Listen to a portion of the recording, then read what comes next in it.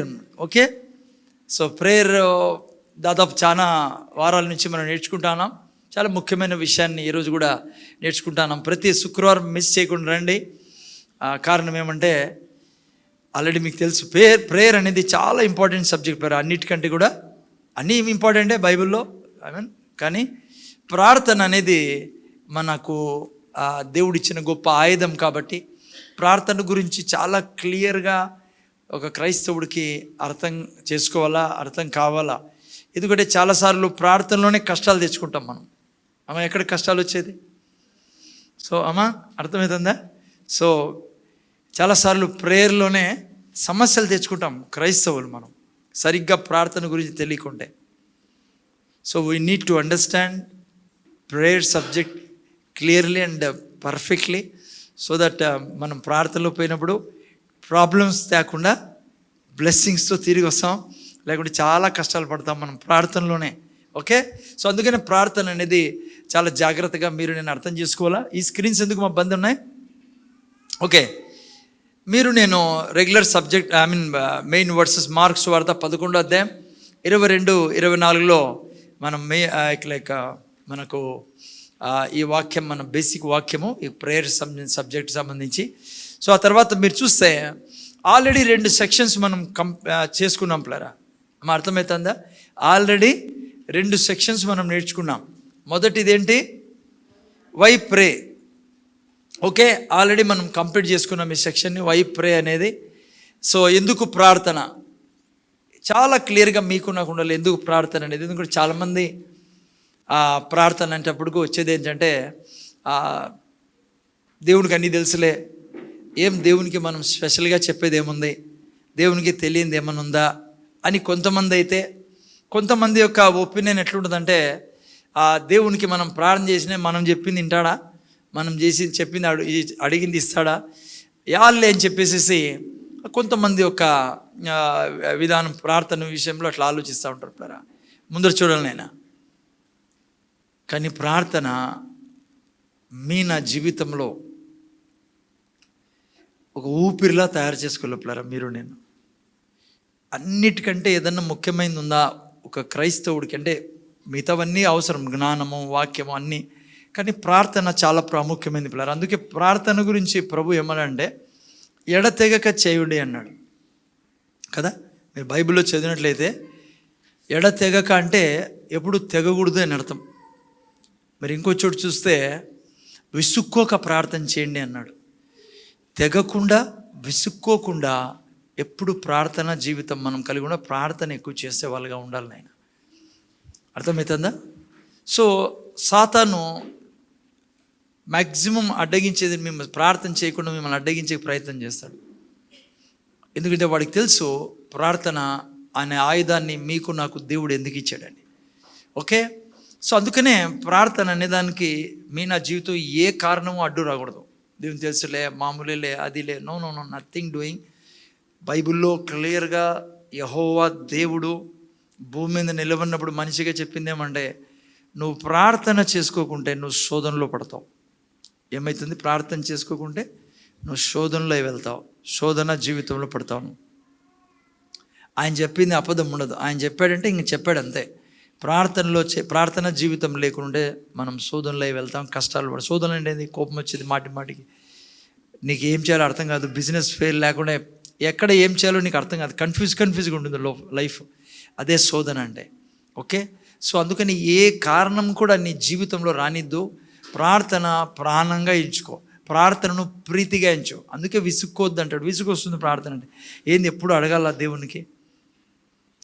ఖచ్చితంగా దేవుని మీరు నేను ఎల్లప్పుడూ అడిగేవారుగా ఉండాలా. ఎందుకు అట్లా? ఎందుకు మాడలా?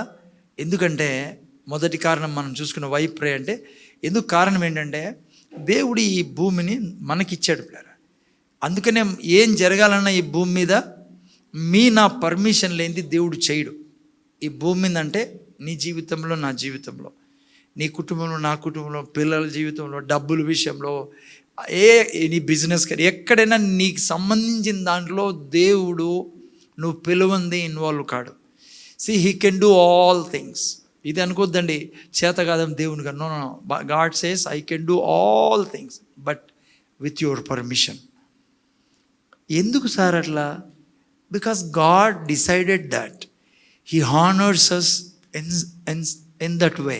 ఐ మీన్ మీకు నాకు బైబిల్లో రాయబడింది కదా, ఎంత గౌరవం ఇస్తాడంటే దేవుడు, తనని ఎంత గౌరవించుకుంటాడు దేవుడు, మనల్ని ఎంత గౌరవిస్తాడు. ఎందుకంటే ఆయన మనల్ని తన స్వరూపంలో పోలికలో సృష్టించాడు. ఆ తర్వాత సృష్టించింది అందుకే ఆయన ఏంటి, ఎందుకు? భూమి నేను మనుషులకి ఇస్తా, ఆకాశాన్ని నేను ఉంచుకున్నాను. అంటే స్వర్గం నాది, భూమి నరులదే, మనుషులదే. అందుకనే నేను కూడా ఇంటర్ఫీర్ చేయను, వాళ్ళ ఇష్టానుసారంగా ఈ భూమిని పరిపాలించని. ఇష్టానుసారంగా అంటే తన వాక్యానుసారంగా పరిపాలించాలని దేవుని కోరిక. సో దేవుడు అందుకే మీరు ప్రార్థన చేయండి, మీ డబ్బు గురించి ప్రార్థన చేయండి, మీ ఆరోగ్యం గురించి ప్రార్థన చేయండి, మీరు ప్రతి విషయం గురించి ముందర చూడండి ప్రార్థన చేయండి. దేవుడు నీ జీవితంలో ఇన్వాల్వ్ కాడు. అందుకే యేసుప్రభు అంటాడు, మీరు ప్రార్థన చేయకుంటే శోధనలో పడతారని. అక్కడే ఒక ఎగ్జాంపుల్ ఇచ్చాడు. ఏం ఎగ్జాంపుల్ ఇచ్చాడు? పేతురు, నిన్ను జాడించాలని సాతాను కోరుకున్నాడు, గోధుమలు జాడించినట్లుగా మిమ్మల్ని జాడించాలని. అయితే నీ కొరకు నేను ప్రార్థన చేసి ఉన్నా, నువ్వు తప్పిపోకూడదని. ఇంతకంటే ప్రాక్టికల్ ఎగ్జాంపుల్ ఇంకేమీ గలడు దేవుడు వచ్చి భూమి మీద. అందుకే ప్రార్థన జీవితం లేకుండా పొద్దున్న లేచి అట్లే వెళ్ళిపోయి మామూలు ఏం కానిడు వాడు, తొందరగా ఏం కాని నీకు అలవాటు పండిస్తాడు. ప్రార్థన లేకుండా పోవడాన్ని అలవాటు చేసుకోలేను. వానికి తెలుసు నువ్వు ఒకే రోజులో నీకు ప్రాబ్లమ్స్ పెట్టాడు అనుకో, రెండో రోజు నుంచి ప్రార్థన చేసుకుంటావు. నీకు ఏం కానిడో, నీకు ఇంకా అనిపిస్తుంది వీళ్ళు ప్రార్థన చేసుకొని చూడు ఎంత ఇబ్బందులు పడుతున్నారో. మనం ప్రార్థన చేసుకోము, ఏం చేసుకోము, 8 గంటలకు లేస్తాం, లేదంటే 7 గంటలకు లేస్తాం, బైబిల్ కూడా చదువుతాం, లేదంటే అయినా ఎంత హ్యాపీగా ఉన్నాను నేను. ఏదో రోజు అటు చేసినప్పుడు నువ్వు గిలిగిలి కొట్టుకుంటావు.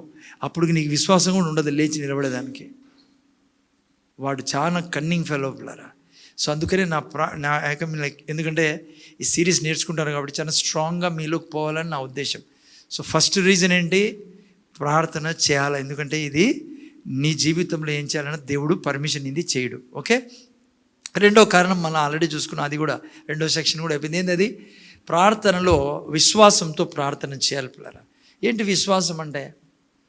ఆయన చెప్పింది చేస్తాడు, ఆయన చెప్పిందే నమ్ముతా, ఆయన చెప్పాడు కాబట్టి ఇదిగో ఇది నా జీవితంలో చేస్తా, ఈ విధంగా నేను జీవిస్తా, ఈ విధంగా నేను అడుగుతా, అది విశ్వాసం అంటే.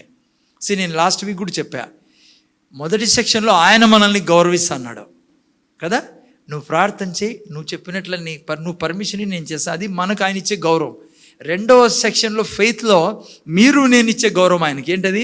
అయ్యా నువ్వు చెప్తున్నావు కాబట్టి నువ్వు చేస్తావు, అది దేవునికి సంతోషం ఇస్తుంది. మనం నమ్మడం అనేది దేవునికి చాలా హ్యాపీ, సంతోషం. నువ్వు వాక్యం చెప్పినప్పుడు స్వర్గం అంతా ఆనందిస్తుంది పిల్లరా. ఎందుకంటే నువ్వు వాక్యం చెప్పినప్పుడు గౌరవిస్తున్నావు ఆయన్ని. సో అందుకని ఫెయిత్తో ప్రార్థన చేయాలా, ఫెయిత్తో ప్రార్థన చేయాలా, అది మనం చూసుకుంటా ఉన్నాం. ఇప్పుడు కూడా అదే చెప్పాలా. అంటే మనం థర్డ్ సెక్షన్లో ఉన్నాం. థర్డ్ సెక్షన్ ఏంటి చెప్పండి ఎవరన్నా మళ్ళీ, ఎందుకంటే నేను చెప్పుకుంటూ పోతాను. మీరు థర్డ్ సెక్షన్లో ఏం నేర్చుకుంటానో అందరూ కింద చూస్తున్నారు. అంటే నెక్స్ట్ శుక్రవారం వచ్చేంత వరకు మీరు ఏం చూడరు దాన్ని. అమ్మా ప్రార్థనలో ఏ మాటలు పలకాలా, అది చాలా చాలా మేజర్ ఇంపార్టెంట్, అది చాలా ఇంపార్టెంట్.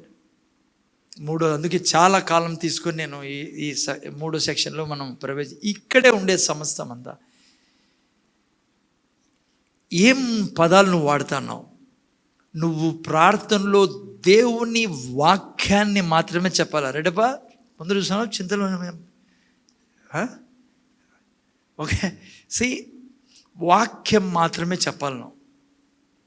అంటే ఎట్లుండేది అట్లే కాదు. వాక్యం నువ్వు చెప్తాను అంటే నీలోంచి ఆ యొక్క తాత్పర్యం రావాలా బయటికి, ఆ పదాలు రావాలా, ఆ వాక్యం రావాలా నీకు. మా ముందర చూడాలి నేను. అర్థమవుతుందా మీకు? నిన్న వారం నేను చిన్న ఎగ్జాంపుల్ ఇచ్చా. ఏం ఎగ్జాంపుల్ ఇచ్చా? సపోజ్ సీఎం దగ్గరికి పోయినా, మనం చీఫ్ మినిస్టర్ అపాయింట్మెంట్ తీసుకుని, మీకు గుర్తుండాలని మళ్ళీ రిపీట్ చేస్తాం. సీఎం దగ్గరికి వెళ్ళారు మీరు అపాయింట్మెంట్ తీసుకొని. సీఎం దగ్గర పోయిన తర్వాత ఆయన కాళ్ళ మీద పడిపోయి ఆయన ముద్దు పెట్టుకొని ముక్కు ఏం జల్లవ, ఆయన ఏమంటాడు, ఈయన పక్కన పడేసాను బయట.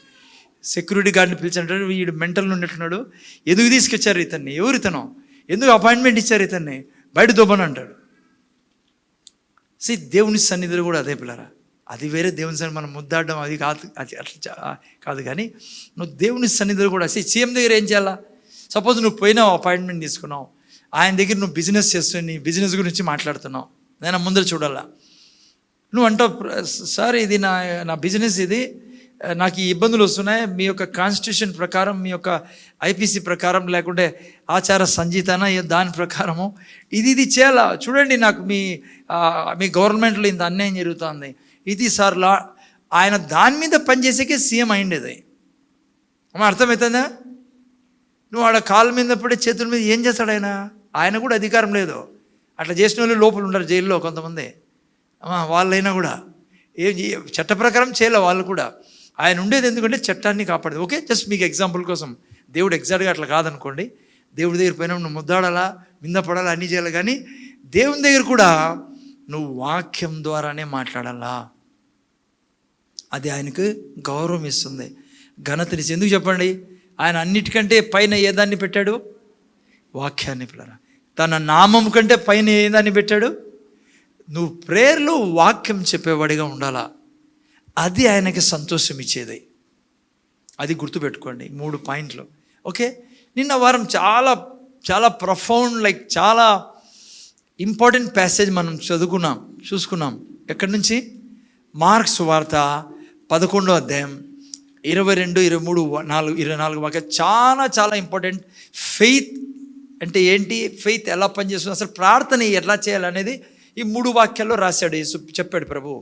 22లో అంటాడు కదా, నువ్వు టీపీటీ వర్షన్లో చూస్తే టీపీటీ వర్షన్ పెడితే దీన్ని 22లో ఏమంటాడంటే, తెలుగులో చూస్తే, అందుకు యేసు వారితో ఇట్లా, నేను తెలుగు తీసి పెట్టాను ఆయన, మీరు దేవుని యందు విశ్వాసం ఉంచుడి. కానీ ఇది కాదు ట్రాన్స్లేషన్. మీరు చూస్తే టీపీటీ పెట్టినైనా చూడు ఏమంటాడు. ఇక్కడ చూస్తే మీరు 11:22లో అంటాడు, 22. See, Jesus replied, let the faith of God be in you. అంటే దేవుడు లాంటి విశ్వాసం కలిగి ఉండు అన్నాడు. ఎవరితో? పేతురుతో, అక్కడ ఉన్న శిష్యులతో. నేను దీన్ని ఎక్స్ప్లెయిన్ చేస్తాను, వింటానండి జాగ్రత్తగా. అందుకే దేవుని మీద విశ్వాసం కాదు, దేవుని లాంటి విశ్వాసం.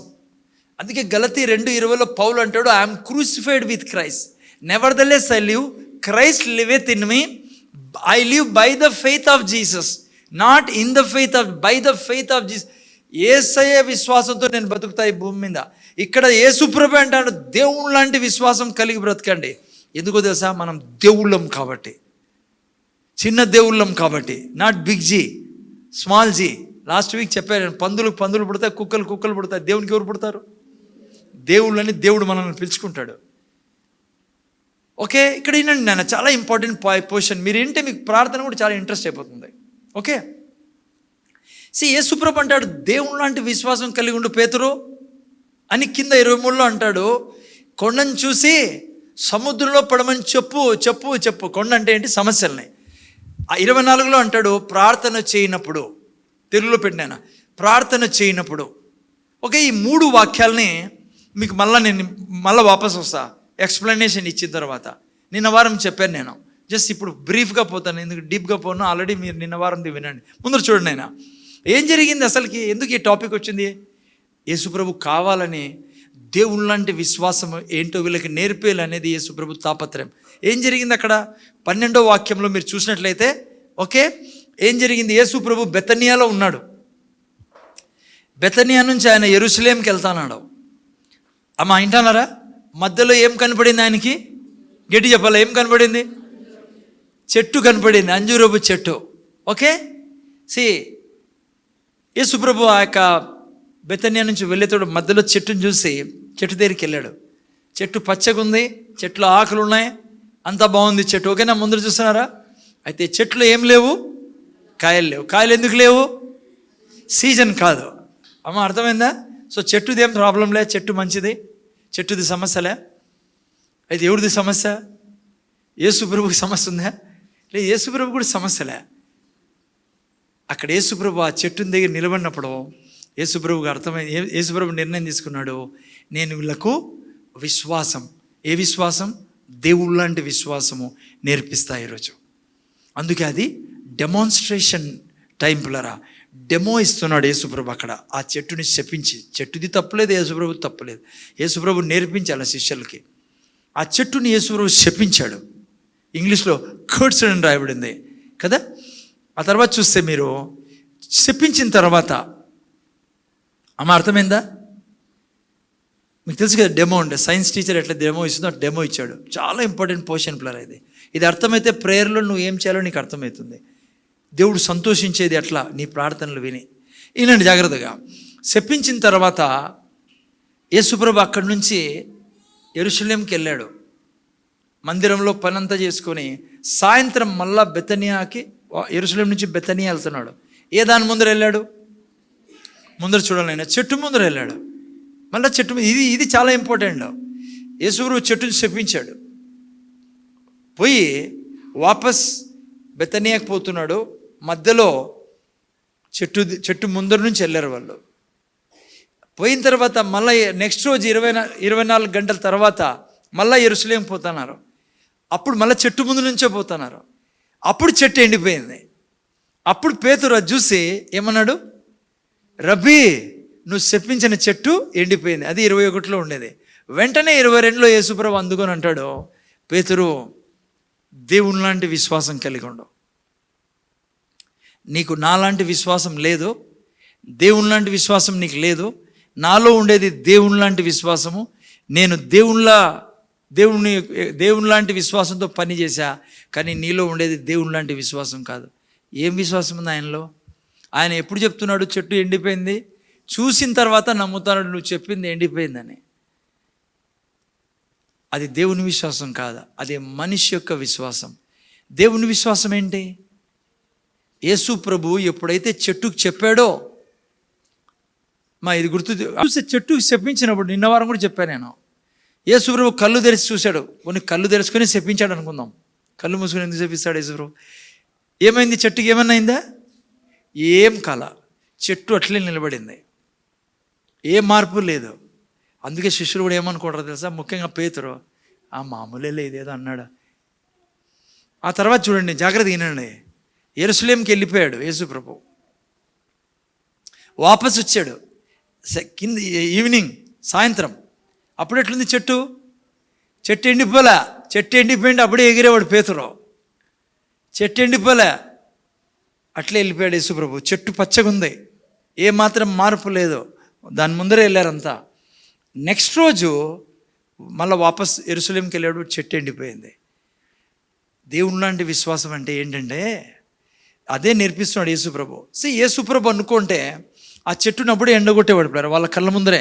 అరే, చచ్చిపోయిన శవాన్ని వాళ్ళ కళ్ళ ముందరే బయటికి తెచ్చినవాడు ఆయన. భయంకరమైన తుఫాన్ నడుస్తా అంటే దాన్ని అక్కడికక్కడే స్టాప్ చేసిన వ్యక్తి యేసు ప్రభు. అక్కడికక్కడే చెట్టు చెప్పించలేడా? ఎండిపోయేటట్టు చేయలేడా ఆ క్షణం ఉందే? కానీ దేవుని లాంటి విశ్వాసము వాళ్ళకి మనకు నేర్పించాలా.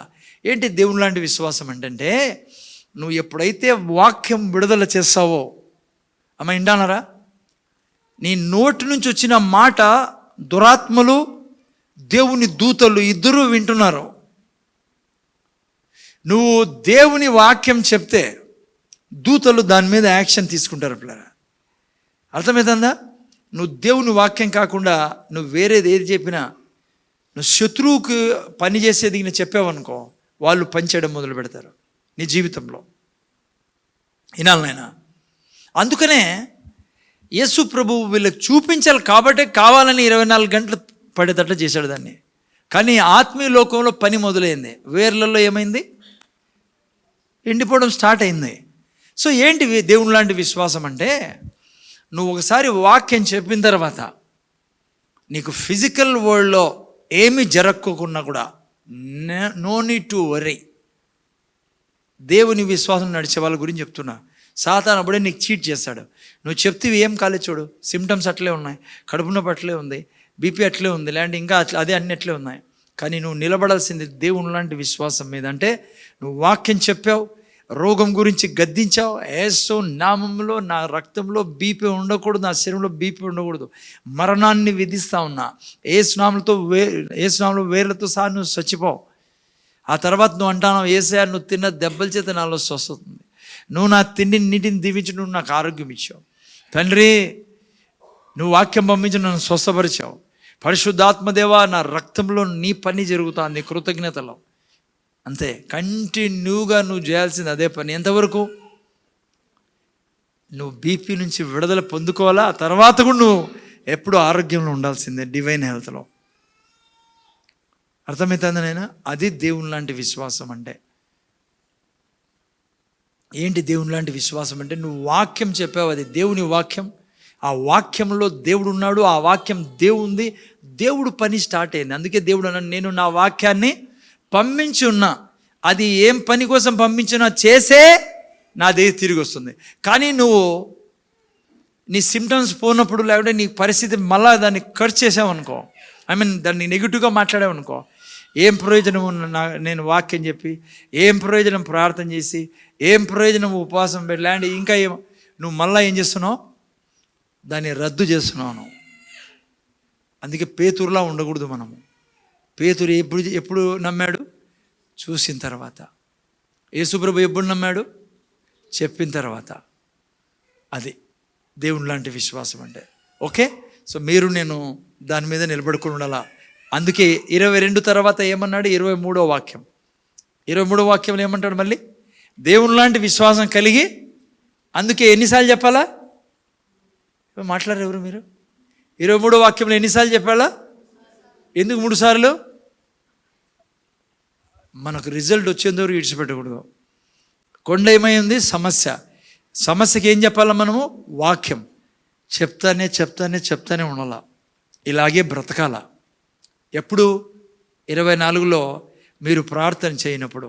ఏమన్నా 20 అందుచేత ప్రార్థన చేయనప్పుడు. ఆ తర్వాత అంటాడు, మీరు అడుగుచున్న వాటి అన్నింటినీ పొంది ఉన్నామని. అందుకే కదా మనం చెప్తాను, ఆల్రెడీ పొందుకున్న వాగ్దానం ఇవ్వబడింది కాబట్టి. అప్పుడు ఏమవుతుందంటే, అవి మీకు కలుగునని మీతో చెప్పుచున్నాను. చాలా ఇంపార్టెంట్ పోర్షన్ ఇది, ప్రార్థన గురించి, విశ్వాసం గురించి. పిల్లరా, అర్థమవుతుందా? ఓకే, సో ఈరోజు కొన్ని మాటలు ముందుకెళ్దాం. టాపిక్ ఏంటి? నా మాటలో, ప్రార్థనలో ఉండాల్సిన మాటలో వాక్యమై ఉండాలా. మీ నోట్లో, నా నుంచి నోట్లో నుంచి మాటలకు చాలా చాలా చాలా సామర్థ్యం ఉంది ఈ సృష్టిలో. నువ్వు దయ్యాల్ని యాక్టివేట్ చేస్తావా, ఏంజల్స్ని యాక్టివేట్ చేస్తావా, నీ చేతుల్లో ఉన్నాయి. ఊరికి అందుకే ఏదంటే ఇది నోరు పారేసుకోకూడదు పిల్లరా, మీరు నేను. సో అవే వాక్యాలు ఈరోజు చూసుకుందాం. నాతో పాటు మీరు ఒక వాక్యాన్ని తీయండి.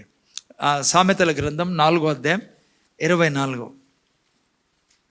సామెతల గ్రంథం 4వ అధ్యాయం 24వ వాక్యం.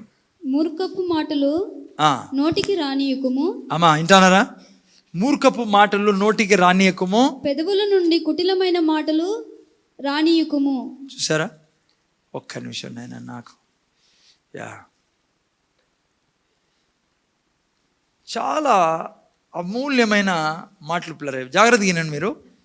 మూర్ఖపు మాటలు నోటికి రానియకుము. తర్వాత కుటిలమైన మాటలు రానియకుము. ముందర చూడండి ఆయన.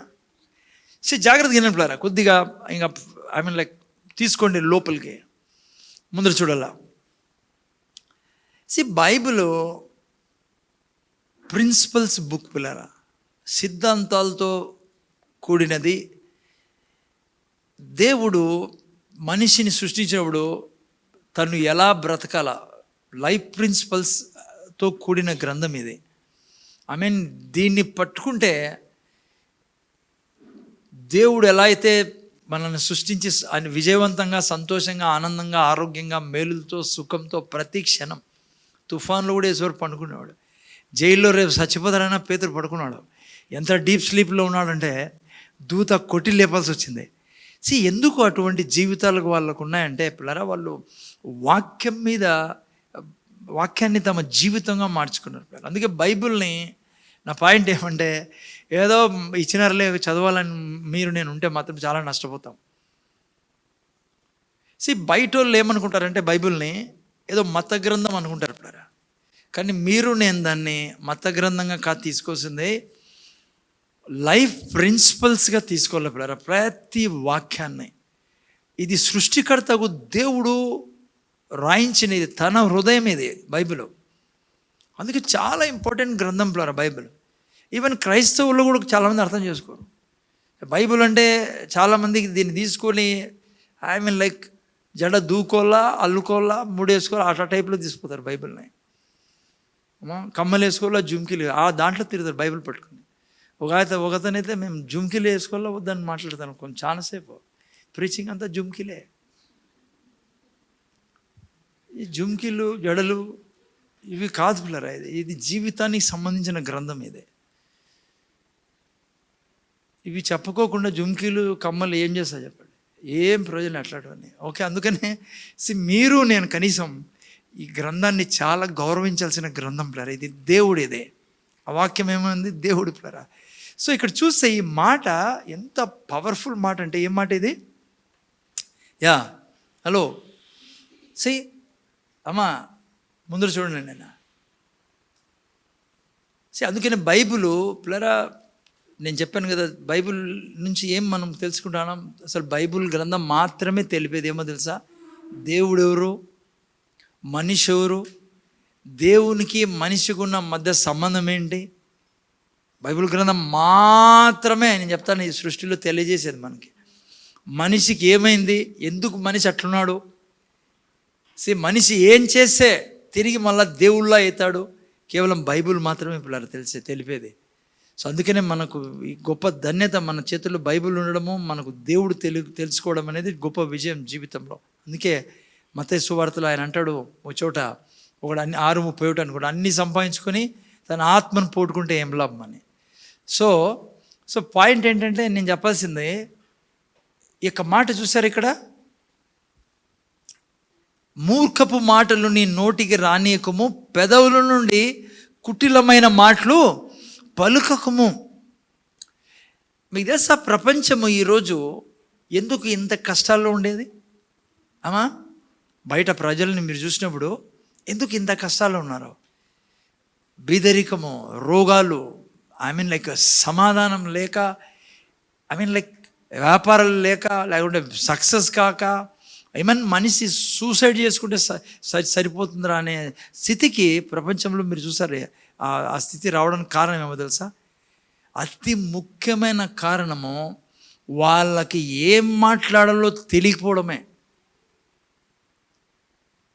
అందుకే ఆ రాయబడింది, మూర్ఖపు మాటలు నోటికి రానీకము, పెదవుల నుండి కుటిలమైన మాటలు ఇంగ్లీష్లో చాలా మంచిగా రాదు, నేను ఇంగ్లీష్ చదువుతాను, నేను చూడండి. Put away from you crooked speech, put అవే. ఎందుకు ఆ మాట చెప్తున్నాడు దేవుడు? దూరం పెట్టేవే. ఎందుకంటే ఇవే నీ జీవితానికి, నీ జీవితము ఎలా ఉంటుంది, నువ్వు సుఖంగా ఉంటావా లేకుంటే దుఃఖంలో ఉంటావా, నువ్వు బాధల్లో ఉంటావా వేదనలో ఉంటావా అని నిర్ణయించేది నీ నోటి మాటలే. అందుకే బైబిల్ ఉంటుంది, ఇట్లా మాటలు తెలుగులో రాలేదు కానీ అంత విధిగా రానియకమని రాయబడింది. దూరం పోనీ నీ నుంచి అంటుంది ఇంగ్లీష్ బైబిల్లో. దూరం పెట్టు వాటిని. ఎందుకంటే అటువంటి మాటలు నీ నోట్లో ఉంటాయి. కుటిలమైన మాటలు, వ్యర్థమైన మాటలు. అంటే మీ సింపుల్గా చెప్పాలంటే ఏంటి కుటిలమైన మాటలు లేకుంటే మూర్ఖపు మాటలు? వాక్యము కానిది, వాక్యంలో దేవుడు నీకు చెప్పమని ఇవ్వనిది అవి పలికితే నీ జీవితంలో, నా జీవితంలో మనము సంతోషంగా బ్రతకడం కష్టం పిల్లరా. మూర్ఖుడుగా జీవితమే మూర్ఖత్వంలో పడుతుంది. అందుకే చాలా సీరియస్గా తీసుకోవాలా. మీరు నేను కేవలం ప్రార్థన సమయంలోనే కాదు, జనరల్గా ఇంట్లో కూర్చొని నువ్వు మాట్లాడుతానే కూడా, అర్థమవుతుందా? చాలా సీరియస్గా తీసుకోవాల్సింది ఏదన్నా ఉందని నా జీవితంలో అంటే ఏం మాట్లాడుతున్నాం మనము మాటలు, దాని మీద చాలా వరకు మన యొక్క ప్రతిక్షణ విజయము, లేదంటే ప్రతి క్షణము మనం జీవించాల్సిన ఆరోగ్యము, ఐశ్వర్యంతో కూడిన జీవితము, మేలులతో, ఈవెన్ దేవుడు కూడా ఏం చేయలేడు నువ్వు అట్లా మాట్లాడుతా అంటే. అందుకే దేవుడు అంటాడు, put away those crooked speech, దూరం పెట్టు వాటిని అని. అందుకే చూడండి, ఇదే అధ్యాయంలో 21లో ఇంకో మాట అన్నాడు. చదువునేనా 21ఏనా? 21 చదవండి ఎవరైనా. 27 తీయండి. నీ కన్నుల ఎదుట నుండి 20 నా కుమారుడా నా మాటలు ఆలకింపుము. చూసారా, ఎవరు ఏం ఆలకించాలా? నా మాటలు ఆలకించును, నా మాటలకు నువ్వు చెవియొగ్గు. మీకు తెలుసా సీక్రెట్ ప్లరా ఇది అమ్మా, సక్సెస్కి సీక్రెట్ ఇది. అందుకే చూడండి, పెద్ద పెద్ద ఉద్యోగస్తులు, పెద్ద పెద్ద యాక్టర్స్, పెద్ద పెద్ద మిలియనర్స్ కూడా అన్నీ ఉన్నాయి, డబ్బులు ఉండొచ్చు, కానీ ఎట్లా బ్రతకాలో తెలియదు. ఎందుకురా నా జీవితం బాగలేదు, ఎందుకు ఇంత కోపం, ఎందుకు ఇంత నిరసం, అన్నీ ఉన్నాయి కదా, ఎందుకు ఎంత బాధలు ఉంటారు చూసారా మీరు. ఎందుకో తెలుసా, నువ్వు మాట్లాడే మాటల వలన నువ్వు అనుక్షణం జీవిస్తావు. ఆ మాటలు నీ జీవితాన్ని నడుపుతాయి. నిజం పిల్లరా, నిజంగా చెప్తున్నా మీకు సీక్రెట్ ఇది. ఏంటి, నువ్వు గిన దేవుని మాటలు గిన నువ్వు పట్టుకొని అవే మాట్లాడితే నీ జీవితంలో ఎల్లప్పుడూ సక్సెస్ఫుల్గా ఉంటావు. నువ్వు మంచి ఆరోగ్యంలో ఉంటావు, ఐశ్వర్యంలో ఉంటావు, మేలుల్లో ఉంటావు. నిత్యము ఆనందము, సంతోషము, సమాధానము నీ రక్తంలో, నీ మనసులో, నీ జీవితంలో పని చేయాలంటే నువ్వు ఏం మాట్లాడుతున్నావో అది నువ్వు చాలా ఇంపార్టెంట్గా తీసుకోవాలి జీవితంలో. అందుకే దేవుడు అంటాడు, నా కుమారుడు నా మాటలు ఆలకింపు, నా మాటలకు చెవియొగ్గును, అవి మాత్రమే మాట్లాడు. ఆ తర్వాత అంటాడు 21లో, నీ కన్నుల ఎదుటి నుండి వాటిని పైకెత్తున, నీ కన్నుల ఎదుటి నుండి వాటిని తొలగిపోనీకము, నీ హృదయమందు వాటిని భద్రం చేసుకోను. జాగ్రత్తగా నన్ను ముందర చూడండి. ఏంటి దానికి అర్థం? నీ కన్నుల ఎదుటి నుండి వాటిని తొలగిపోనీకమంటే ఇక్కడ మాట్లాడుతాండేది ఈ ఫిజికల్ ఐజ్ గురించి కాదు పిల్లరా, ఈ భౌతిక కన్నుల గురించి కాదు. దేవుడు అంటాడు, నా మాటలు నీ లోపలికి పోని, ఓకే. ఆ తర్వాత అంటాడు, నీ కన్నులెదుటి నుంచి వాటిని తొలగిపోనీకో. ఏంటి దానికి అర్థం? ముందు చూడండి. దేవుడు మనిషిని తన స్వరూపంలో పోలికలో సృష్టించాడు పిల్లరా. చాలామంది ఈ అంటారు, ఏమంటారంటే మనిషి మైండు జంతువుల మైండు ఒకటే విధంగా ఉంటుంది, కొద్దిగా మనిషి మైండ్ కొంత ఇదిగా ఉంటుంది, లైక్ ఇంకా సొఫిస్టికేటెడ్గా ఉంటుంది అంటారు బయట మీరు పోతే సైంటిఫికలీ. కానీ మీరు అర్థం చేసుకోవాలా, మనిషి యొక్క మైండ్కి జంతువు యొక్క మైండ్కి చాలా తేడా ఉంది పిల్లరా.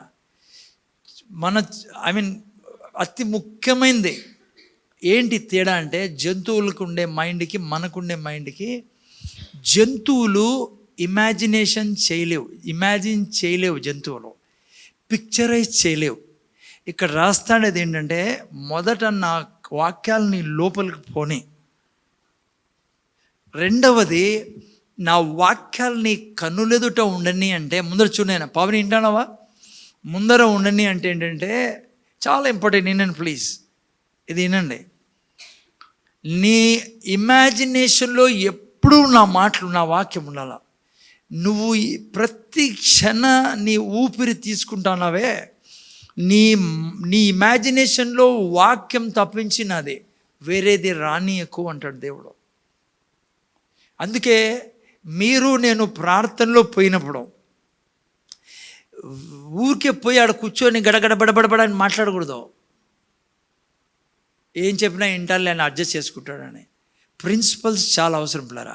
వినండి, నువ్వు దేవుని సన్నిధిలో ప్రార్థనకు పోయినప్పుడు నువ్వు నడుచుకుంటూ చేస్తానో మోకాల మీద చేసా కూర్చొని, ఫస్ట్ నీ ఇమాజినేషన్ నువ్వు ఓపెన్ చేయాలా. ఏంటది?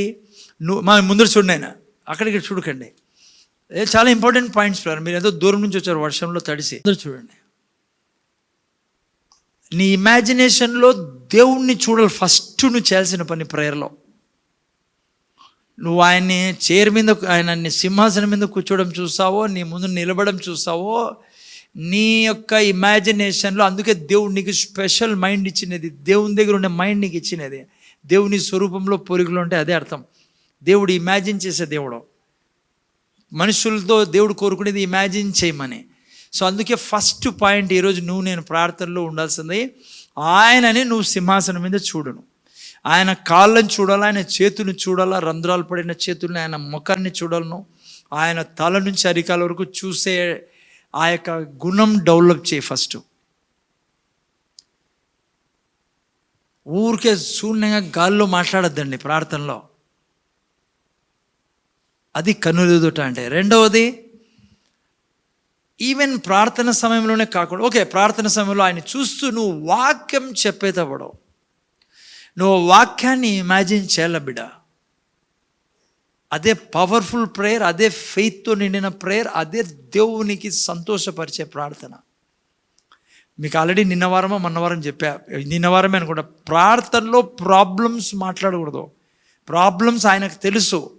అందుకే యేసుప్రభు కొండ గురించి మాట్లాడమల్లా కొండకు చెప్పమన్నాడు, సమస్యకి చెప్పాలా. ఉదాహరణకి అనారోగ్యం ఉంది, నువ్వు ఆయన ఇమాజిన్ చేస్తూ ఆయన చూస్తున్నావు, తండ్రి ఇదిగో ఈ యొక్క అనారోగ్యంతో నేను బాధపడతానా, అయితే నీ కృతజ్ఞతలు నేను చెల్లిస్తానా, మొదట ఈ అనారోగ్యాన్ని నేను శపిస్తానా, యేసునామంలో ఆజ్ఞాపిస్తానా, ఇది నా శరీరంలో ఉండడానికి వీలేదు, దీన్ని చనిపోమని ఆజ్ఞాపిస్తానా, దూరం పొమ్మని ఆజ్ఞాపిస్తానా అని ప్రభు కళ్ళల్లో చూసి చెప్పాలను.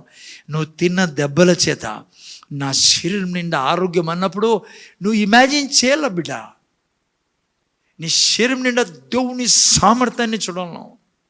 అదే స్వర్గం నీతో పని చేస్తాండి. అదే నువ్వు ఈ భూమి మీద దేవుని ద్వారా పెట్టబడింది పరిపాలించేదానికి. నువ్వు ఏదన్నా ప్రార్థన చేస్తున్నావు, పలానా సిస్టర్ గురించి ప్రార్థన చేస్తున్నావు, నువ్వు ఇమాజిన్ చేయాల, ఊరికే గాల్లో మాట్లాడొద్దండి. అదే కనులెదుట పెట్టుకోవడం అంటే. నువ్వు ఆ బిడ్డ గురించి ప్రార్థన చేసినప్పుడు యేసు నామములో ఈ వ్యక్తి రక్షణ పొందుకుంటున్నాడు, చర్చిలో చూడాలి ఆ బిడ్డను నువ్వు. ఈరోజు పొద్దున్న ఒక బ్రదర్ వచ్చాడు, నేను చెప్పా ఆదివారం నుంచి వస్తానని, నేను చెప్పాను నీకు చాలా రోజుల నుంచి చూస్తాను నేను నీ చర్చిలో, నువ్వు రాక తప్పదు. సరే, అది ప్రార్థనలో మనము చేయాల్సిందే. నువ్వు రాక తప్పదు, నువ్వు చూడాలి ఆ వ్యక్తిని చర్చిలో చేతులు ఎత్తి ప్రార్థన చేయడం, స్తుతించడము, పశ్చాత్తాపడము, బైబిల్ తీసుకుని చదవడము. అది ప్రేయర్ అంటే. నేను జస్ట్ 2 ఎగ్జాంపుల్స్ ఇచ్చాను మీకు, నీ శరీరం గురించి, పిల్లల గురించి. అర్థమవుతుందా?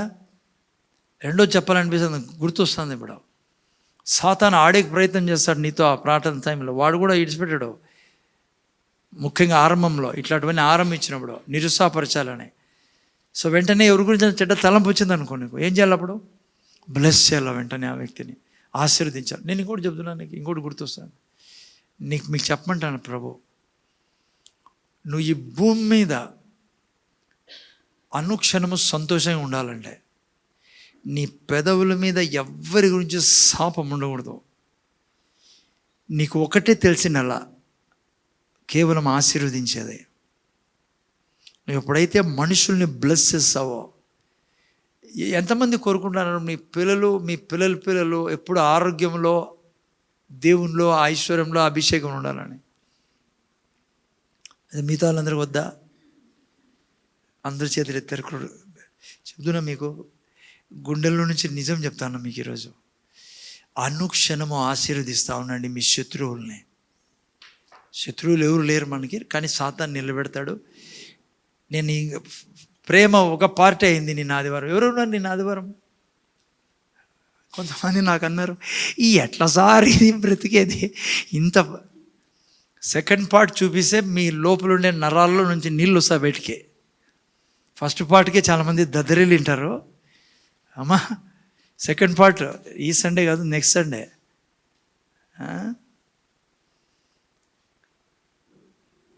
చాలా కాలం నుంచి, దీర్ఘకాలం నుంచి రోగాలు ఎవరికైనా ఉంటే, దీర్ఘకాలం రోగాలు అంటారు కదా, 6-7 ఏళ్ళ నుంచి 8 ఏళ్ళ నుంచి ఉన్నాయి. నేను చెప్తున్నా రెమెడీ అమౌంట్ మందు అనాసిన్ ట్యాబ్లెట్, అదేనా కాదు? నేను చెప్తున్నా మీకు చెప్తున్నా. మీకు చెప్పమంటారా? ఒకటి పిల్లరా, bless your enemies, that's it. Bless, సైతాన్ని బ్లెస్ చేయద్దండి, మళ్ళీ ఎనిమీస్ అన్నారు కదా అని. వాడు అంటాడు, మీ పాస్టర్ చెప్పినాడు ఈరోజు బ్లెస్ యువర్ ఎనిమీస్ అన్నారు. ఫస్ట్ నాకు బ్లెస్ చేయను అని వాడిని ఫస్ట్ కిక్కు కూడా పంపించాలా. నువ్వు నా ఎనిమి అయితే నీకు బ్లెస్ చేసావని రా, నువ్వు నా ఎనిమి ప్లస్ మా తండ్రి యొక్క ఎనిమి, నువ్వు నీకు అగాధం ఆల్రెడీ ఏర్పరచబడింది. నువ్వు అర్థమైందా? Hello, very important thing I'm telling you. నీకు ఏదైనా బీపీ, షుగర్, థైరాయిడ్, మోకాల నొప్పులు, బ్లడ్, ఏమి, I mean you start blessing others. Especially నువ్వు దేవుని సన్నిధి ఈరోజు రాత్రి పోయిన తర్వాత, నేను పుట్టినాక ఇంతవరకు ఎవరికి ఎంత అన్యాయం చేసినా, ఎంత చెడు చేసినా నన్ను క్షమించుతాను, నేను వారిని క్షమిస్తానా ఈ సమయంలో నీ ఎదుట అని నువ్వు ఎంత బ్లెస్ చేస్తావో మనుషుల్ని. ముఖ్యంగా నీకు అన్యాయం చేసింటారు, నీకు మోసం చేసింటారు, డబ్బులు ఎరగొట్టింటారు, నీకు మర్యాద తీసింటారు, నీకు చెడు చేసింటారు. నేను ఛాలెంజ్ చెప్తానా, నీ బాడీలో సిక్నెస్ ఉండదు. మీరు జీవితంలో ఎల్లప్పుడూ అన్ని విషయాల్లో విజయం సాధించాలంటే ప్రేమ అనేది మీ జీవితపు పునాది ఉండాలి పిల్లరా. మా అర్థమవుతుందా? ఈ పాప అనుకుంటుందా? పక్కన ముందు చూడైనా పునాది ఏమై ఉండాలా? ప్రేమ. ప్రేమ లేకుంటే నువ్వు శత్రువుని జయించలేవు బిడ్డ. ఓకే, నా టాపిక్ అది కాదు, మళ్ళీ టైం ఎక్కువ అవుతుంది. ఓకే, నేను ఎక్కడున్నాం? యా కన్ను లేదోటి ఏం పెట్టుకోవాలా? ఇమాజినేషన్ నీ ఇమాజినేషన్లో దేవుని వాక్యాన్ని, ప్రామిసెస్ని పెట్టుకోవాలా. ఎప్పుడు నడుస్తున్నప్పుడు కూడా పిల్లరా. ఇప్పుడు నువ్వు కూర్చున్నావు, ఎందుకు కింద చూసాను? ఎందుకంటే నీకు ఇమాజినేషన్ లేదు నువ్వు ఎవరున్నారు నీ పక్కనని, నీతో ఎవరు నిలబడినారని. నువ్వు బయటికి రోడ్లోకి, నువ్వు ఇప్పుడు బయట నడుస్తా అంటే నువ్వు ఇమాజినేషన్లో ఏమన్నా, ఎప్పుడు దూతలు ఉండాలి నీ చుట్టూ, దేవుడు నీలో ఉండాలి ఇమాజినేషన్లో. అది జీవించే విధానం. ఓకే, నీ కన్నులెదుటి నుంచి వాటిని పోనీయకము. ఆ తర్వాత ఏమా? దేవుడు అట్లా సృష్టించాడు పిల్లరా. అప్పుడు ఏమవుతుందంట? కింద వాక్యం రాయనైనా 22లో ఏం రాశారు? అప్పుడు ఏమవుతుంది? అట్లా చేసే వాళ్ళకి, అంటే ఈ విధానం దొరికిన వారికి ఏముంటుందంట? వాళ్ళ జీవితంలో జీవమును, వారి సర్వ శరీరంలో ఏముంటుంది? ఆరోగ్యం ఉంటుంది పిల్లరా. ఓకే, ఇంగ్లీష్లో చాలా బాగా నేను చదువుతాను చూడండి. Okay, those who find them, ఎవరికైతే ఇది దొరికిందో ఈ రహస్యం, ఎవరికైతే దేవుని వాక్యం ఇమాజిన్ చేస్తూ, దేవుని వాక్యం చెప్తూ, కేవలం దేవుని వాక్యమే లోపల పోనిస్తారో వాళ్ళకు ఏముంటుందంట? జీవం. జీవం అంటే మీకు తెలుసు కదా పిల్లరా, ప్రతి మేలో. నేను అందుకే చెప్పా, బైబిల్ వచ్చి ప్రిన్సిపల్స్ బుక్ పిల్లరా. ఇదేదో మత గ్రంథం కాదు, మతాన్ని ఫాలో చేసేదానికి దేవుడు ఇచ్చాడని. ఇది చేస్తేనే నీకు జీవితం ఈ భూమి మీద. ఇవి విని దీని ప్రకారం పోతేనే. ఓకే, అర్థమైందా? ఏమైంది? జీవమును, వారి సర్వశరీరమునకు ఆరోగ్యం పిల్లరా. ఓకే, ఆ తర్వాత ఇక్కడ చూస్తే మీరు 23లో నీ హృదయంలో నుండి అప్పుడు ఏం బయలుదేరుతాయి? జీవ జలధారలు బయలుదేరును. కాబట్టి అన్నిటికంటే ముఖ్యంగా నీ హృదయం భద్రంగా కాపాడుకును. ఓకే, నువ్వు వాక్యం చెప్పినప్పుడు అడిగిపోతానే వాక్యాలు హృదయంలోకి పిల్లరా. భూమి ఇది, నీ నోట్లో నుంచే మాటలు, విత్తనాలు ఎక్కడికి వెళ్తానా? భూమిలో, అంటే హృదయంలోకి. ఆ తర్వాత ఏమవుతుంది? నీ శరీరంలో జీవజల ధారలు బయలుదేరుతాయి. మీకు చాలాసార్లు చెప్పాను నేను, 12:35 మత్తయి తీకండి. మత్తయి సువార్త ఏం రాబడింది? సజ్జనుడు తన మంచి ధనలో నుంచి దుర్జనుడు. సో ఇప్పుడు ఏం నేర్చుకున్నారు ఈ యొక్క భాగంలో నుంచి? మీరు నేనేం నేర్చుకున్నాం? కుటిలమైన మాటలు, 20 పైకి ఎత్తాను. మూర్ఖపు మాటలు నోటికి రానియకము, పెదవుల నుండి కుటిలమైన మాటలు రానియకము. ఇది చాలా ఇంపార్టెంట్ ప్రిన్సిపల్. సబ్జెక్ట్ ఏంటి? ప్రార్థనలో ఏం మాట్లాడాలా. సో మనం నేర్చుకున్నాం, ప్రార్థనలో ఏం మాటలు రాకూడదు? మూర్ఖపు మాటలు రాకూడదు, కుటిలమైన మాటలు రాకూడదు పిల్లరా. నేను చెప్తున్నా, నేను తప్పు చేస్తాను, మనం అందరూ తప్పు చేస్తా ఉంటాం. ఒక మనిషిని బాధ పెట్టే మాటలు ఎప్పటికీ మాట్లాడకూడదు. మనం అనుకుంటాం ఈ మాట చెప్తే వీనికి పడాల్సిందే, వీనికి చెప్పాల్సిందే అనుకుంటాం. కానీ ముందర చూడాలి, ముందర చూడాలి. మీరు అనుకుంటారు వాళ్ళకి ఈ మాట చెప్తే వాడికి చెప్పాల్సిందే, వాడికి వినిపించిందే అని. బైబిల్ ఏమంటుందో తెలుసా?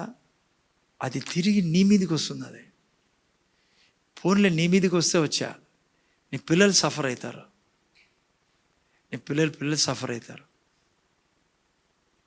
కష్టంలో పడతాం మనము. అందుకే ఎప్పుడే పొరపాటున ఒకరి గుండెలు నొప్పించామంటే ఎప్పుడు మాట్లాడదు. మనుషులుగా చేస్తాం మనం, వద్దనుకున్నా చేస్తాం. వెంటనే రికన్సైల్ కా, వెంటనే రిపెంట్ కా. హీరో ఎవరో తెలుసా? ఎప్పుడు రిపెంట్ అయ్యేవాడు. హీరో ఎవరో తెలుసా? ఇంకొకరు గుండెల్ని బాధ పెట్టని వాడు. హీరో ఎవరో తెలుసా? దీనత్వంలో జీవించేవాడు. ప్రపంచం అంతా గర్వంలో జీవిస్తుంది. అదే హీరోయిజం అనుకుంటున్నారు.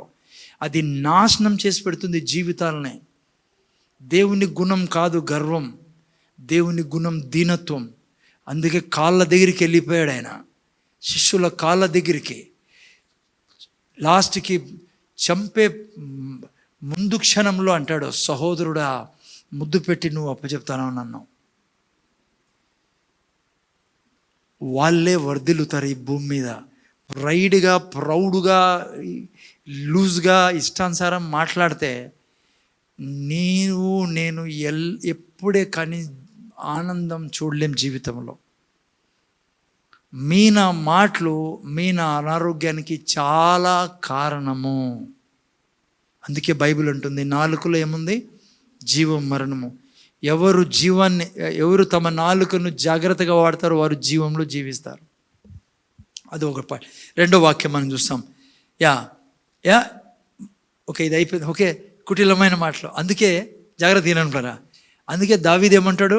103వ కీర్తన 5లో ఇంగ్లీష్లో పెట్టిన 103:5 కేజీవి వర్షన్ పెట్టు. ఎంత మంచి మాట దావీదు అంటాడో. దావీదు ఎందుకో తెలుసా సక్సెస్ఫుల్ అయిండేది? 103:5 ఇంగ్లీష్లో చాలా బాగా, అందుకే నేను చెప్పాలా. హూ సాటిస్ఫైయత్ దై మౌత్ విత్ గుడ్ థింగ్స్. తెలుగులో రాలా అట్లా. తెలుగులో ఏం రాశారు నాయన? చదవాలి. 103:5 ఎప్సిబా ఆడున్నాను ఈరోజు. 103:5 కీర్తన 5వ వాక్యం. మైక్ ఇండి. పక్షిరాజు యవ్వనం వలె, పక్షిరాజు యవ్వనం వలె నీ యవ్వనము క్రొత్తదగుచుండునట్లు మేలుతో నీ హృదయంను తృప్తిపరచుచున్నాడు. తెలుగులో అట్లా, ఇంగ్లీష్లో చాలా బాగా రాయబడింది. ఏం తెలుసా? నా నోటిని దేవుడు మంచి మంచి పదార్థంతో నింపాడంట. ఏ పదార్థాలతో? లడ్డు జిలేబీతో కాదు, వాక్యంతో. కీర్తనకారుడు అందుకే ఒక చోట అంటాడు, కీర్తన 1వ అధ్యాయంలో, నేను దీవారాత్రులు దేవుని వాక్యాన్ని ధ్యానించే వ్యక్తిని. అందుకే నేను ఎప్పుడు వాడిపోక కాలువ కాడ ఉన్న చెట్టులాగా ఎప్పుడు పచ్చగా ఉంటానంటాడు ఆ వ్యక్తి. ఇక్కడ అంటాడు రహస్యం ఏంటంటే, నా నోటి నిండా దేవుడు మంచి మంచి పదార్థాలు పెట్టాడంటే లడ్డు జిలేబీ కాదు, దేవుడు తన వాగ్దానాలను నాకు ఇచ్చాడు. నా నోట్లో అవి పెట్టుకొని నేను జీవిస్తే ఏమవుతుందంట అప్పుడు. అందుకే దావీదు ఏమంటాడు సార్, నా యవ్వనము పక్షిరాజు యవ్వనం వలె అనుక్షణము క్రొత్తది అవుతూ ఉంటుంది. చూడండి మాటల్లో ఎంత శక్తి ఉందో పిల్లరా. మా దేవుని మాటల్లో ఎంత శక్తి ఉంది. నువ్వు పక్షిరాజు వలె ఎప్పుడు బలంగా, ఆరోగ్యంగా, చనిపోయేంత వరకు సుఖ సంతోషాలతో ఉండొచ్చు. నీవు వాక్యం ద్వారా నీ బాడీ వెయిట్ని, నీ అన్నిటినీ కంట్రోల్ చేసుకోవచ్చు. నువ్వు నీ బ్లడ్ని, నీ షుగర్, ప్రతిదీ కంట్రోల్ అయ్యేది ఏదాని ద్వారా? దేవుని వాక్యం ద్వారా. కీర్తనకాడు అదే అంటున్నాడు, నా నోటిని నేను మంచి మంచి పదార్థాలు అంటే ఏమో తెలుసా? వాక్యం ద్వారా, వాగ్దానాలు. మీకు అర్థమవుతుందా? ఓకే, చూడండి 13:2 ఏమంటాడో. సామెతల గ్రంథం 13:2 చదవండి. ఎవరన్నా తెలుగులో చదవండి. 13:2 చదవండి. ఇంగ్లీష్లో పెట్టినా నువ్వు. నోటి ఫలము చేత 13:2 నోటి ఫలము చేత మనుషుడు మేలును అనుభవించును. అమ్మా చూసారా? విశ్వాసఘాతకులు 13:2 నోటి ఫలము చేత మనుషుడు మేలును అనుభవించును. ఓకే. విశ్వాసఘాతకులు బలత్కారము చేత నశించెదరు. తన నోరు కాచుకొనివాడు తన అదే నాకు కావాల్సిందే. నా బైబుల్ నీ బైబుల్ వేరేమనిపించా నాకు కొంచెంసేపు. ఓకే, ఏం చేయాలంట? తన నోటిని కాచుకొనువాడు తన్ను కాపాడుకొను. అమ్మా ఎవరంటే కాపాడేది? పోలీసు వాళ్ళు అనుకుంటారు కదా మనము. అందుకే కాపాడలేకపోతున్నారు పాపం వాళ్ళు. ఎవరు కాపాడేది? రెడ్డప్ప కులాయప్ప. రెడ్డప్ప కులాయప్ప పక్కన కూర్చుని. సో కొద్దిగా నవ్వుకోవాలని, అంతే టెన్షన్ తీసేసాలండి మీకు. సుశంకప్ప పక్కనే కూర్చున్నాడు, ముగ్గురు అప్పలంతా పోన్లేండి. హలో. సో కులప ఎవరండి కాపాడేదే? బా కరెక్ట్ చెప్పినాడు చూడ. ఎట్లంట నాకు చెప్పలే మీ నోరు అని, ఆయన నోరు అర్థమైపోయింది పాపము. రజా నుంచి ఎవరు కాపాడేదే? జాగ్రత్త. మళ్ళీ మనందరూ జాగ్రత్త. హలో చూడండి పిల్లలు ఏం మాట రాబడిందంటే, నోరు కాచుకున్నవాడు ఏం రాబడి తనను కాపాడుకును. చూసారా పిల్లరా? ఆ విధంగా కాదు, అట్లా కూడా నోరు బాగా లేడ పడతాయి రోడ్లో. చాలామంది దెబ్బలు తింటా ఉంటారు వాళ్ళతో వెళ్తా. అది కాదు, ఇది ఏంటంటే స్పిరిచువల్ వాళ్ళలో దెబ్బ పడకుండా, మీకు నమ్ముతారు లేదో, 2 రిలమ్స్ స్పిరిట్ రిలంలో ఉండే 2 ఫోర్సెస్ నా మాటల మీద డిపెండ్ అయి ఉన్నాయి పిల్లలు. అందుకే ఇంత ఘాటుగా దేవుడు పరిశుద్ధాంతో రాయిస్తాడు. అది ఎవరు తమ నోటిని కాచుకుంటారో వారు కష్టాల నుంచి కాపాడబడతారు. ఎందుకు సార్? నీ నుంచి రిలీజ్ అవుతూనే నువ్వు ఎవరో తెలిసిపోతుంది ఈవిల్ స్పిరిట్స్కి. నువ్వు ఇక్కడ రావచ్చు, ఇక్కడ బైబిల్ పెట్టుకొని పోవచ్చు, ఇంట్లో బైబిల్ తీసుకొని రోడ్లో పోవచ్చు, నువ్వు ఏమేమో చేయొచ్చు బైబిల్ తీసుకొని. కానీ నువ్వు నోరుతో మాట్లాడతావు, అప్పుడు తెలిసిపోతుంది స్పిరిట్ వరల్డ్కి నువ్వు ఎవరో. అందుకే జాగ్రత్తగా ఉండాలా. తల్లితో మాట్లాడతాడు, అత్తతో మాట్లాడతాడు, మామలతో మాట్లాడతాడు, ఇంట్లో మాట్లాడేటప్పుడు వాళ్ళు కాదు నీకు శత్రువులు. నువ్వు అసలైన శత్రువు ఉన్నాడో వానికి నీ నోరు ఇచ్చావనుకో. అందుకే తన నోరును కాచుకునేవాడు తన్ను కాపాడుకొనును. ఇంగ్లీష్లో ఏం రాబడింది sir? He that keepeth his mouth keepeth his, but he that openeth wide his lips shall have destruction. ఆ పైన వాక్యం 2 కిందకి. A man shall eat good by the fruit of his mouth. నీకు మంచి జరగాలంటే చదువు అవసరము, ఉద్యోగాలు అవసరము, వ్యాపారాలు అవసరము, అన్నీ అవసరం పిల్లరా. కానీ దానికంటే ముఖ్యమైనది ఏమో తెలుసా? నువ్వు ఏం మాట్లాడతానో నీ భర్తతో, ఏం మాట్లాడతానో నీ భార్యతో, ఏం మాట్లాడతానో నువ్వు పిల్లలతో, ఏం మాట్లాడతానో ఇతరుల గురించి. Is your life. A man shall eat good by the fruit of his mouth, but the soul of the transgressor shall eat violence. So అందుకే చర్చికి రమ్మనేది. నీకు యూనివర్సిటీలో చెప్పరు.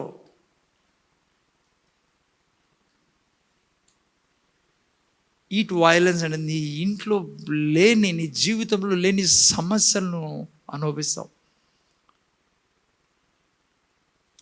హలో అర్థమవుతుంది నేనా? సో ఏమంటే ఎందుకు అట్లా రాబడింది పిల్లరా? మీరు నేను మాట్లాడే ప్రతి మాట విత్తనాల ఆత్మీయ లోకంలో పని చేస్తాయి. నువ్వు సుఖంగా ఉండాలన్నా, సమాధానం ఉండాలన్నా, నీ శరీరంలో ఎప్పుడు బ్లడ్ బోన్స్ బాగా ఉండాలన్నా, నీ బిజినెస్ బాగుండాలన్నా, నువ్వు బాగుండాలంటే నీ నోటి మాటల మీద సర్వం ఆధారపడి ఉంది. ముఖ్యంగా నువ్వు యేసయ్యను రక్షకుడుగా అంగీకరించి ఉంటే యువర్ సూపర్ మ్యాన్. నీ మాటలకు చాలా గౌరవం ఉంది. నువ్వు ప్రభు బిడ్డవు కాబట్టి నీ నోటి నుంచి దేవుడు ఎప్పుడు తన మాటలు మాత్రమే కోరుకుంటాడు. అందుకే కీర్తనకారుడు మాది అన్నల్ల మీరు నేను, నా నోట్లో మంచి మంచి పదార్థాలు దేవుడు పెట్టి ఉన్నాడని. ఇంకో వాక్యం చూడండి నాతో పాటే. 14 చదవండి ఎవరన్నా. 14:3 చూడండి. ప్లారా 14:3 తెలుగులో పెట్టినైనా చదువు. మూడుల నోట బెత్తం వంటి గర్వం ఉన్నది. బెత్తం వంటి గర్వం ఉంది. జ్ఞానుల పెదవులు వారిని కాపాడును. చూసారు నైనా? ఎవరు అట్లా మాట్లాడేది? గర్విష్ఠులు పిల్లరా, మూర్ఖపు మాటలు మాట్లాడేది. కొన్ని కింద భాగం చూడండి. కింద భాగం ఏం రాబడింది చెప్పండి నాతో పాటు. జ్ఞానుల పెదవులు వారిని కాపాడును. ఏ దాని నుంచి కాపాడబడతావు? ప్రతి క్షణము సమస్య నుంచి నువ్వు కాపాడబడాలంటే నువ్వు జ్ఞానుడు, దేవుని వాక్యం మాత్రమే నువ్వు మాట్లాడే బిడ్డగా అలవాటు చేసుకొని నీ జీవితాన్ని. జాగ్రత్త. ముందర చూడండి బ్రదర్. సమస్యలతో నిండి ఉంది ప్రపంచం. ముందర చూడండి ఆయన. ఎక్కడ పోయినా మీకు ఎక్కడ పోయినా దుఃఖము, వేదన. నాకు సముద్రంలో వర్షం పడినట్లు ఉంది. సమస్యలు ఉన్నాయి ప్రపంచంలో. సమస్యలు ఆటోమేటిక్గా మన మీద వచ్చి పడుతున్నాయి. కష్టాలు, సమస్యలు, అనారోగ్యాలు, ఇన్ఫెక్షన్లు, వైరస్లు. అసలు నువ్వు దాని గురించి ప్రయాసపడాల్సిన పనేలే.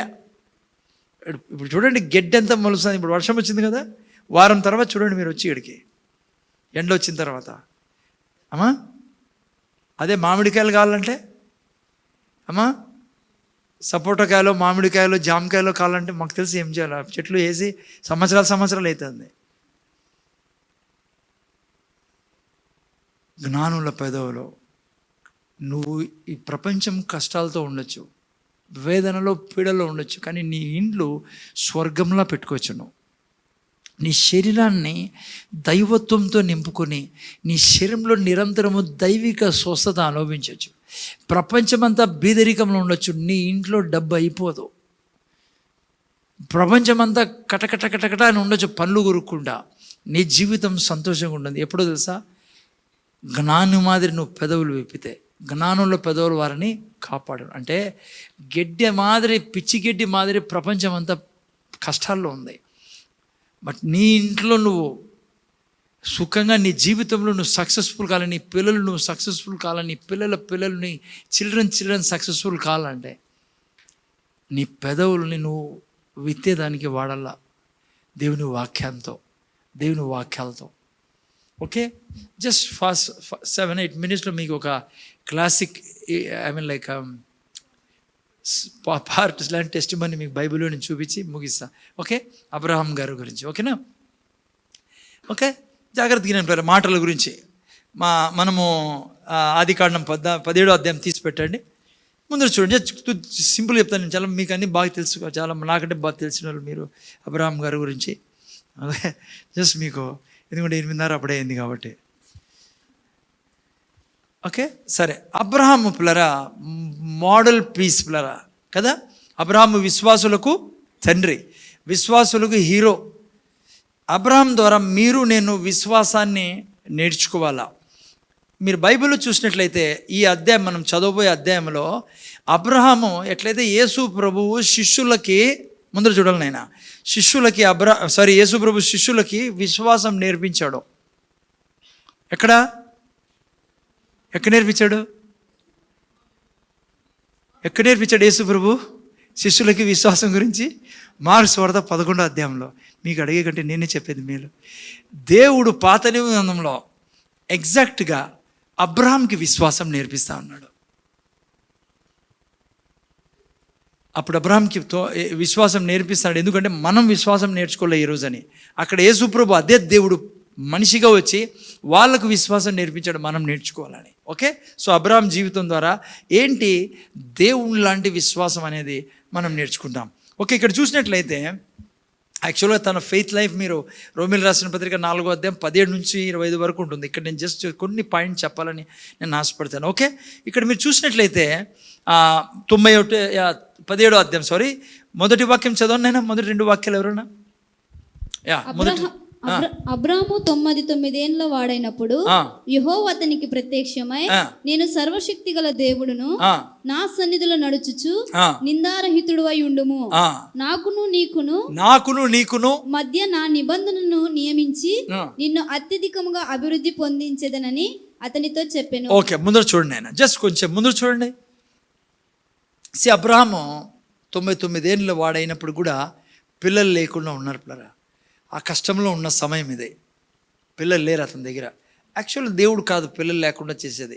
మీరు కూడా, నేను కూడా అర్థం చేసుకోవాలా. చాలామందితో మనం కలిసినప్పుడు ఇది క్రైస్తవుడుగా మీ ముందర చూడైనా మీకు ఈ సెన్స్ ఉండాలా. దేవుడు ఎప్పుడు ఎవరిని పిల్లలు లేకుండా ఆపడం. దేవుడు ప్రతి మనిషికి పిల్లల్ని మనిషి పుట్టినప్పుడే ఇచ్చేశాడు. మనిషిని ఏ రోజు దేవుడు సృష్టించాడో ఆదాము అవ్వల్ని, ఆ రోజు తన డిసిజన్ సృష్టిలో చెప్పేశాడు దేవుడు. మనిషి ఫలించి అభివృద్ధి పొంది విస్తరించి వశపరుచుకొని రాజ్యం చేయమని ఆయన పెదవుల గుండా వచ్చింది ఎప్పటికీ మార్చాడు ఆయన. పొరపాటును కూడా పిల్లలు లేని వాళ్ళు ఎవరైనా సరే, లేకుంటే ఎవరైనా మీరు కలిసినప్పుడు దేవుడు కానే కాదు దానికి కారణం. ఈ లోకంలో పాపం రావడం ద్వారా, పాపం వలన మనిషి కొంతమంది జీవితాల్లో ఈ యొక్క సమస్య వస్తుంది. అయితే దేవుణ్ణి పట్టుకుంటే మాత్రం, దేవుణ్ణి నమ్మితే మాత్రం, దేవుడు చెప్పినట్లు మనం పలికితే నిలబడితే ఆయనతో పిల్లల్ని ఇచ్చే దేవుడు ఆయన నీ పక్షం నీకు విజయం ఇచ్చే దేవుడు. ఇక్కడ అదే పరిస్థితి వచ్చింది పిల్లరా. ఇక్కడ సమస్య ఏంటంటే అబ్రహాముకి పిల్లలు లేకుండా బాధపడుతున్న సమయం, ఓకేనా? అయితే దేవుడు ఇప్పుడు వీళ్ళకి పిల్లలు ఎలా, దేవుని గుండెల్లో కోరిక ఉన్నాయి. పాపం వలన ఈ పరిస్థితుల్లో కొంతమంది పడతారు, అట్లా అబ్రహాము సారా పడినారు. కానీ దేవునికి కోరిక ఏంటంటే వీళ్ళకి ఏమిలా, దేవుడు పిల్లలు వేయాలని, వీళ్ళకి సహాయం చేయాలా పిల్లలు పుట్టేదానికి అని దేవుడు కోరుకున్నాడు.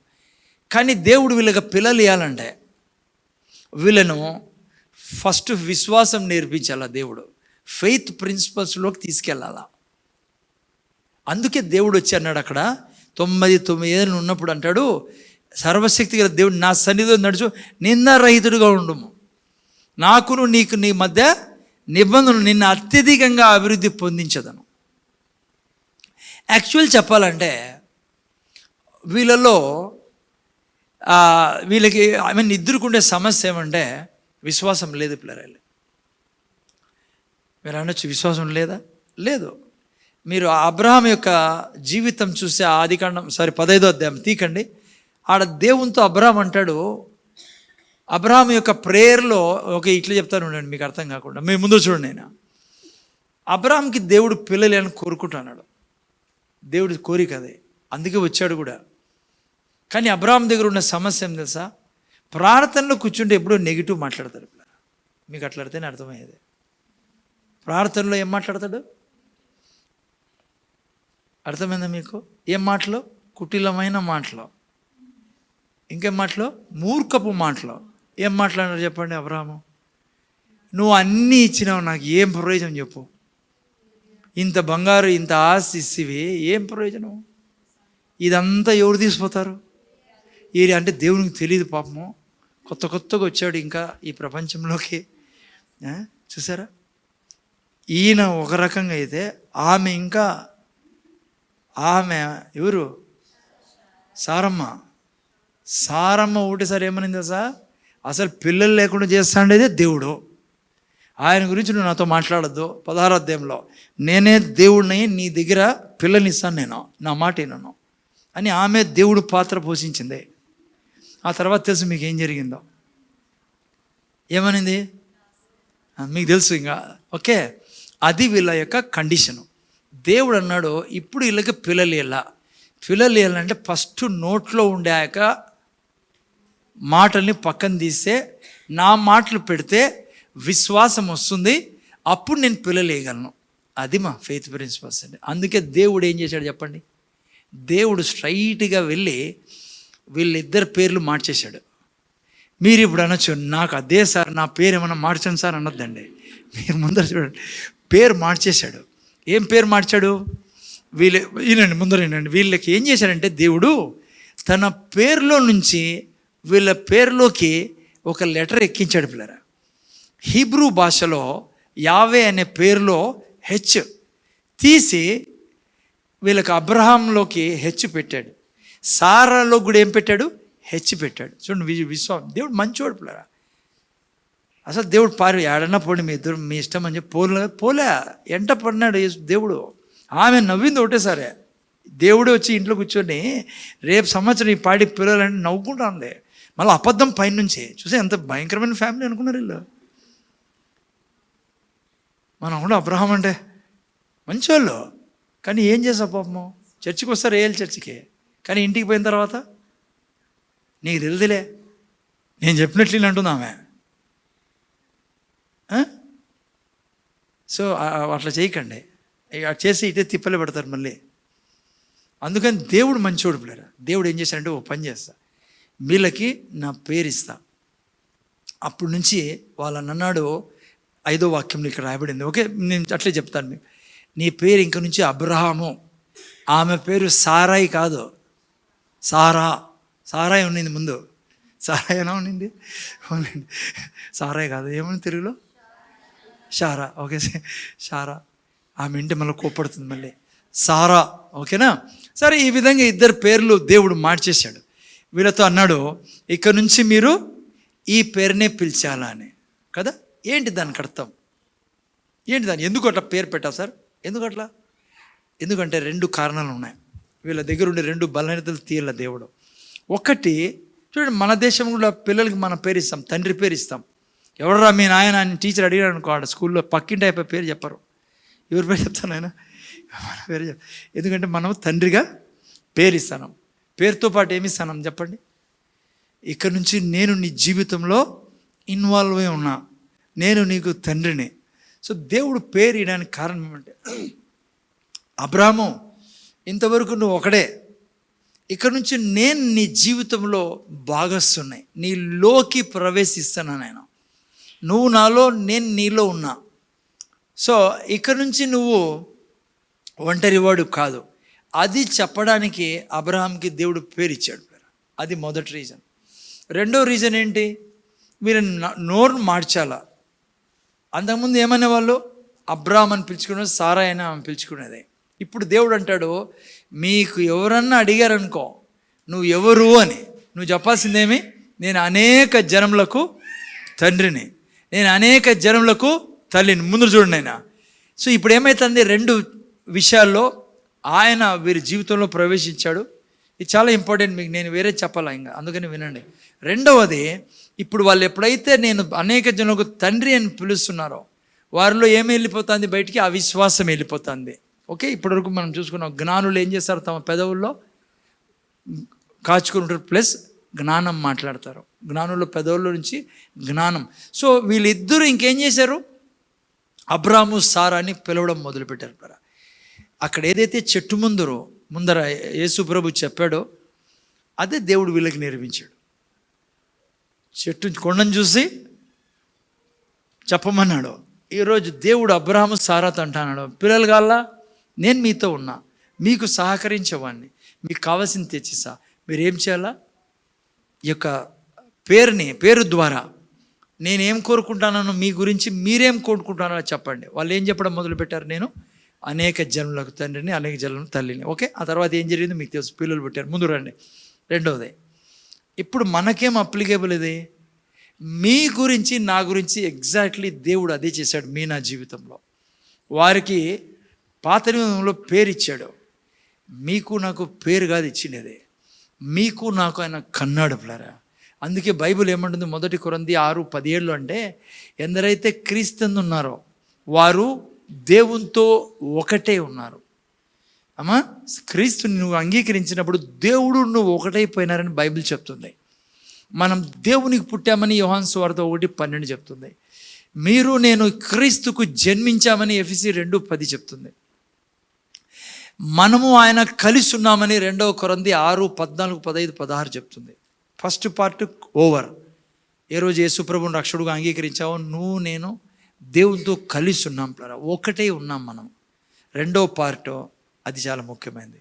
వాళ్ళు ఏ రీతిగా మేము అనేక జనులకు తండ్రి అన్నారో, అనేక జనులకు తల్లి అని ఆమె పిలిచిందో, నీ జీవితంలో దేవుడి నుంచి ఏది పొందుకోవాలన్నా కుటిలమైన మాటలు, వ్యర్థమైన మాటలు కాదు.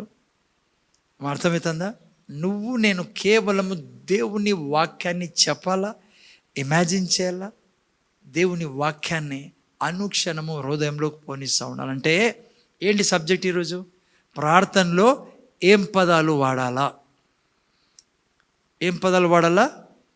వాగ్దానాలే వాడాలా, దేవుని యొక్క ప్రామిసెసే వాడాలా. అబ్రహాము సారా ఏం వాడారు?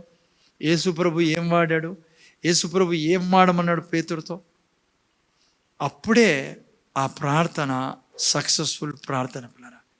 ఎస్, ప్రార్థనలో నువ్వు కన్నీరు కార్చు, మంచిది. అంటే కన్నీరు కార్స్తే ఇస్తాడని, కన్నీరు కార్స్తే ఏంది దొరకదు. కన్నీరు కార్స్తే ఇచ్చే దేవుడైతే మీకంటే నాకంటే చాలామంది కన్నీరు కారుస్తున్నారు. అంతగా అయితే పోయి చూడండి, హాస్పిటళ్ళల్లో పోయి ఎంత కన్నీరు తల్లిదండ్రులు కారుస్తున్నారో పిల్లల కోసం, ఎంత బాధల్లో తల్లిదండ్రులు జీవిస్తున్నారు, మనుషులు జీవిస్తున్నారు. కన్నీరు కాదు. ఎస్, కన్నీరు అవసరం ఎప్పుడు? కృతజ్ఞతతో, లేదంటే ఇంకోరి కోసం.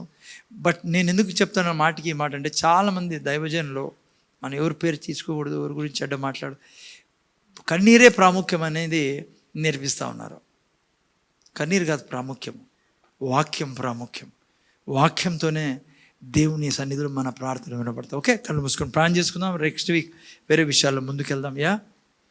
ఏలైనా ప్రార్థన చేసుకుందాం. తండ్రి, కళ్ళు మూసుకుని అందరు, తండ్రి నీ కృతజ్ఞతలు మా ప్రభువు యేసుక్రీస్తు నామములో నాయన మాకు ఇచ్చిన శ్రేష్టమైన జీవితాన్ని బట్టి నీకు వందనాలు.